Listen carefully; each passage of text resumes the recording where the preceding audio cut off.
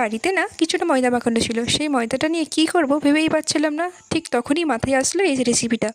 এই রেসিপিটা করার জন্য প্রথমেই তেল গরম করতে দিয়ে তাতে জিরে, আদা কুচি, লঙ্কা কুচি আর আগে থেকে সেদ্ধ করে রাখা মুগের ডালটা দিয়ে ভালোভাবে নেড়ে চেড়ে নিয়ে তাতে ধনে গুঁড়ো, গরম মশলা গুঁড়ো আর সামান্য চিনি দিয়ে ভালোভাবে নেড়ে নিতে হবে। এরপর পুরটা ঠান্ডা হয়ে গেলে একটা লেচি নিয়ে লেচিটা খিলির মতো করে নিয়ে মাঝখানে পুরটা দিয়ে ভালোভাবে মুড়ে নিয়ে সেটাকে বেলে নিতে হবে। বেলে নেওয়া কমপ্লিট হয়ে গেলে একটি কড়াইতে তেল গরম করতে দিয়ে দিতে হবে। তেল গরম হয়ে গেলে একটার পর একটা কচুরি দিয়ে ভালোভাবে ভেজে নিতে হবে।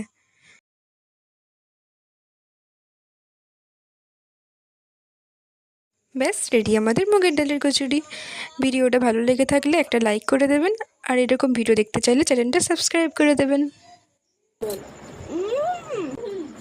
দারুণ আছে।